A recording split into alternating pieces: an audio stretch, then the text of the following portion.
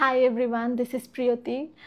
আপনি যদি না জেনে থাকেন আমার সাথে কী হয়েছে লাস্ট উইক বা আমি কে, then congratulations, I am so proud of your Facebook algorithm.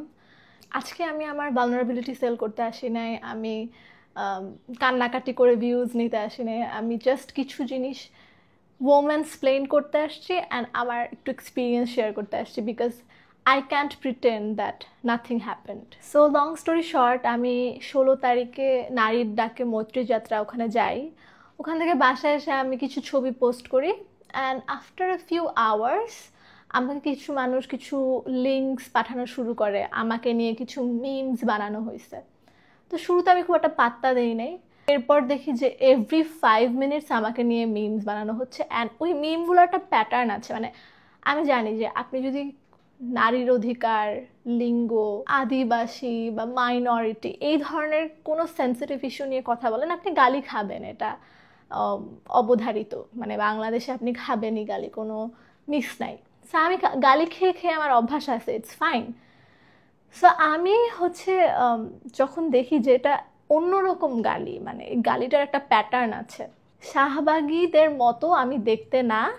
So এই মেয়ে কীভাবে শাহবাগে গেল, গালির প্যাটার্নটা আর কি এরকম। সো আমি কনফিউজড হয়ে গেছি যে হোয়াট ইজ হ্যাপেনিং। তখন আমি বুঝলাম যে এটা একটা বড় রিজন হচ্ছে যে আমার গায়ের রং। কারণ বাংলাদেশে বা আমাদের ইন্ডিয়ান সাবকন্টিনেন্টে ফর্সা হওয়া is the epitome of beauty. এর কারণ হচ্ছে বোথ কলোনিয়ালিজম অ্যান্ড ক্যাপিটালিজম। 200 বছর আমরা ব্রিটিশদের গোলামি করে করে আমাদের ব্রেনটাকে গোলাম বানায় ফেলছি। তারা দেখতে যেরকম, ওটার আশেপাশে যদি একটু কিছু হয় তাহলেই এটা সুন্দর। আমরা নিজেরা নিজেদের মাইন্ডটাকে, আমাদের মগজটাকে আর কি কোলোনাইজ করে ফেলছি।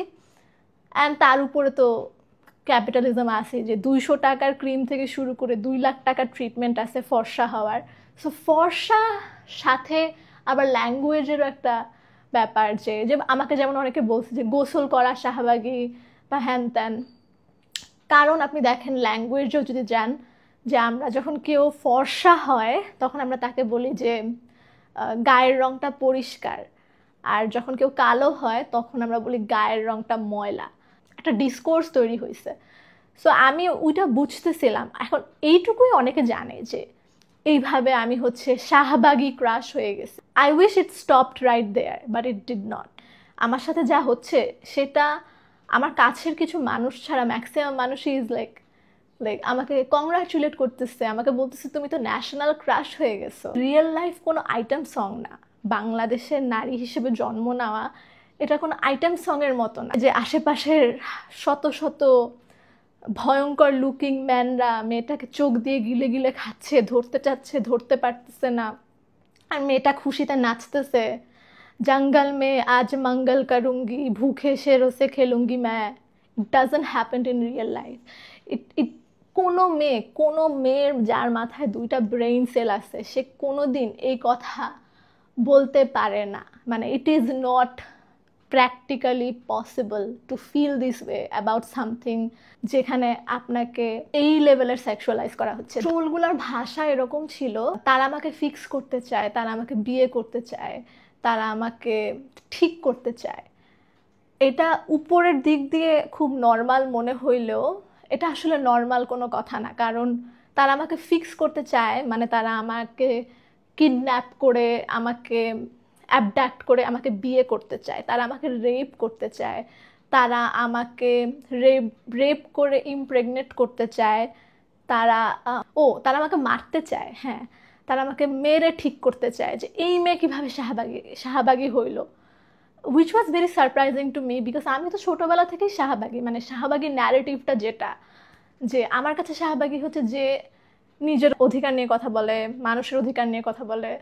সো এটা তো আমি ছোটোবেলা থেকেই করি। সো আমি তো শাহবাগী, আমার তো কোনো যায় আসে না আমাকে শাহবাগী বললে। I take it as a badge of honour.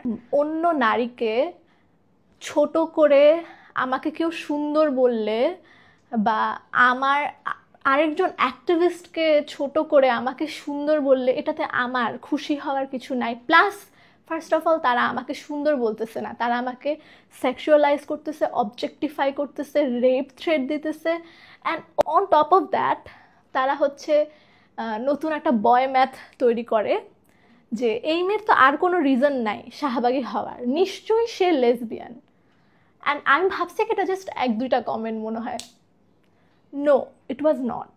মানে এটা একটা স্টাবলিশড ট্রুথ হয়ে গেছে ওভারনাইট। হেটারোসেক্সুয়াল সিসজেন্ডার ওমেন হয়ে আমি বাংলাদেশে যে লেভেলের আনসেফ ফিল করি, সেখানে যদি আমাকে আরও মার্জিনালাইজ করে দেওয়া হয়, আমি আসলে আমার ফিজিক্যাল সেফটি নিয়ে ভয় পাচ্ছিলাম at some point.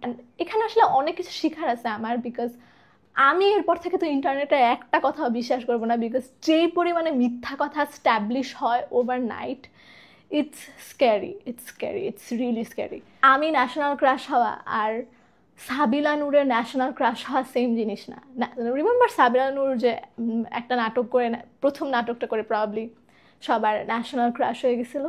It's because people liked her work. এখন সে কোন ধরনের সেক্সুয়ালাইজেশন বা হ্যারাসমেন্টের শিকার হয়েছে, she can tell better, but আমি জানি না। আমার সাথে এটা হয় নাই। আমার সাথে তারা আমার বডিটাকে সেক্সুয়ালাইজ করতেছে, কিন্তু আমার সাথে তাদের আইডিওলজিক্যাল অ্যান্ড ফিলোসফিক্যাল একটা দ্বন্দ্ব আছে, একদম এপিটোপিট। সো তারা আমার সাথে একটা ক্ষোভ মিঠাচ্ছে, অ্যান্ড একটা দুইটা না, হাজার হাজার।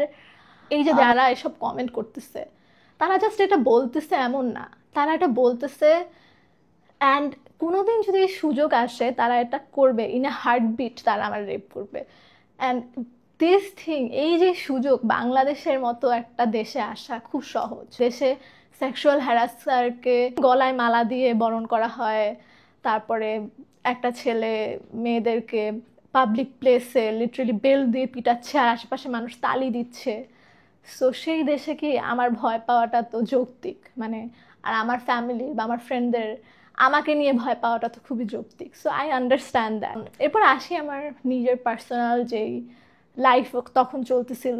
I had amazing friends, my family সবাই আমাকে খুব সাপোর্ট করছে। রাত রাত পর্যন্ত আমি ফোনে কথা বলছি, জাস্ট আমি যেন ঠিক থাকি। তখন আমার পরীক্ষা চলতেছিল, মানে আমার পরীক্ষা আসবে মিড টার্ম, আর আমাকে যারা ফলো করে তারা জানে যে আমি আসলে আমার পড়াশোনা নিয়ে বেশ সিরিয়াস। অ্যান্ড আমি 2 লাইন পড়লে আমি একটা মনোলগে চলে যাইতাম। আমার মনে হতো যে আমি নিজের সাথে কথা বলতেছি। আমার মাকে নিয়ে আমি ভোর 4টা বাজে ইমার্জেন্সিতে ভর্তি করায় পরের দিন আমি ফাইনাল পরীক্ষা দিতে বসছি। আমার ফাইনাল পরীক্ষার আগের দিন আমার দাদি মারা গেছে। আমার পরীক্ষার মধ্যে আমার বাবা স্ট্রোক করছিল রাত 2টা বাজে। সো আমি জানি যে লাইফ কখনো এত স্মুথ যাবে না, অ্যান্ড আমি জানি যে কতটা কষ্ট হইতে পারে যে যখন একটা মানুষ মেন্টালি ডিভাস্টেটেড থাকে, পড়তে বসা কত কঠিন। বাট এইবারেরটা it was very different. It was like আমি 2 মিনিট পর পর চলে যাচ্ছিলাম, অন্য জগতে চলে যাচ্ছিলাম। নিজেকে বুঝাইতাম যে আমি এত কষ্ট করছি আমার আন্ডারগ্র্যাড লাইফে, আমি জাস্ট বিকজ কয়েক হাজার মানুষ আমাকে একসাথে slut shame, objectify, rape threat and death threat দিচ্ছে। It should not stop me. এই লাস্ট মোমেন্টে এসে আমি আমার রেজাল্ট নষ্ট করতে দিব না। এভাবে করে করে অনেক কষ্টে আমি পড়ছি, পড়ে পরীক্ষা দিছি। 2টা মিড টার্ম ছিল আমার, একটা প্রেজেন্টেশন ছিল। And you know that I am a content creator, and content ক্রিয়েটারদের সবচেয়ে বেশি কাজ হয় হচ্ছে ঈদের সময়। সো আমি সব কাজ বন্ধ করে দিয়েছিলাম, because I was not in a mental state যে তখন আমি কোনো কাজ করবো বা বসে একটা এডিট করবো। I was not ready for it.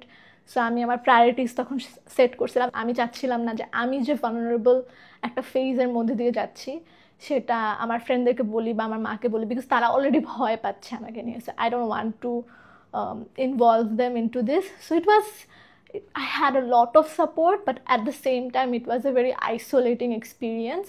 2-3 দিন তো আমি মনে হয় 1 মিনিটও ঘুমাই নাই, অ্যান্ড খুবই মেন্টালি ডিভাস্টেটেড ছিলাম। আমি এগুলো বলতেছি because I am not the first woman to ever feel this or ever experience something like this.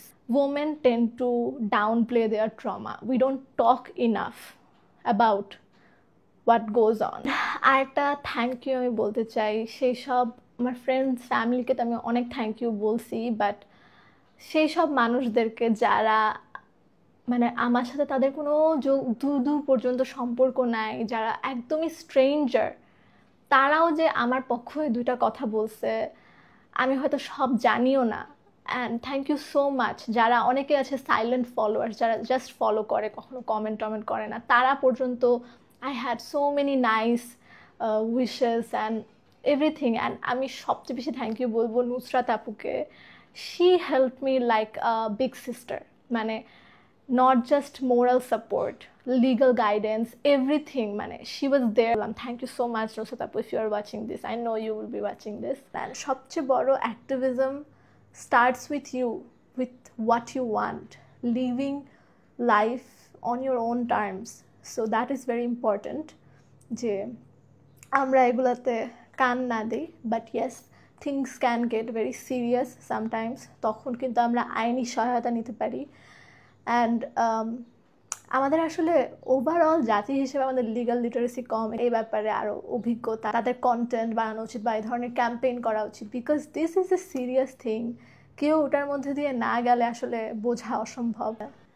আর যারা বুলি করছে বা হ্যারাস করছে আমাকে, তাদেরকে আমি বলতে চাই যে এই আমরা শাহবাগীরা বা অন্য যে কোনো নারী যারা শাহবাগীও না, কেউ আসলে আমরা এই দুনিয়াতে আসি নাই আপনার বউ হওয়ার অডিশন দিতে। We are not here for that. এই জিনিসটা একটু মাথায় ঢুকান। এই এনটাইটেলমেন্ট, এত কনফিডেন্স, এটা থেকে একটু বের হন। যাকেই দেখবেন তাকেই আপনার মনে হচ্ছে যে ওকে আমি বিয়ে করবো না, ও কি আপনাকে বিয়ে করবে? আর আমাকে ফিক্স করার যে ন্যারেটিভটা ছিল, সেটা আসলে আমি পুরাপুরি ডিলিউশনাল বলবো না যে তারা পুরাই ডিলিউশনাল একটা কথা বলছে। অবশ্যই আমাকে বিয়ে করতে চাচ্ছে, ওইটা একটা ডিলিউশনাল জায়গা থেকে বলা, কিন্তু এই যে ফিক্স করার যে পার্সপেক্টিভটা, এটা আসলে আকাশ থেকে আসে নাই। আমাদের আশেপাশে এমন অনেক নারী, অনেক অ্যাম্বিশিয়াস নারী, যারা হয়তো গান গাইতো বা নাচতো বা একটা ডিফারেন্ট ওয়েতে জামা কাপড় পরতো, গান শুনতো, কবিতা আবৃত্তি করতো, তারা এগুলো সব বন্ধ করে দিছে বিকজ বিয়ের পরে তাদের জামাই বা শ্বশুর বাড়ির মানুষজন তাদেরকে ফিক্স করতে উঠে পড়ে লাগছিল, অ্যান্ড তারা ফিক্সড হয়েও গেছে। সো এই যে ব্যাপারটা যে ফিক্স করে ফেলবো, এই করব সেই করব, এটা তারা রিয়েল লাইফে দেখে আসছে। এটা তাদের জন্য খুব নতুন জিনিস না। আমার কথা বিশ্বাস না হলে নিজের ফিমেল রিলেটিভস, ইভেন মাকেও জিজ্ঞেস করতে পারেন, তখন জানতে পারবেন যে নারীর জীবন কত বৈচিত্র্যময়। অ্যান্ড শুনতে পারবেন যে মুরগির রানটা আপনার মা খাইতো বিয়ের আগে, থান খাইতো, যে পিসগুলা এখন আর তার মুখে দিলেও সে মুখে নিবে না। The last thing I can do is resist till the day I can, and I will. আমি অনেক পছন্দ করি সাজুগুজু, আমি অনেক পছন্দ করি fashion and makeup and skin care, all of that খুবই পছন্দের আমার। কিন্তু তার থেকেও অনেক বেশি পছন্দের আমার হচ্ছে fundamental rights. So I will never shut up about it. I will never live the way you want me to live.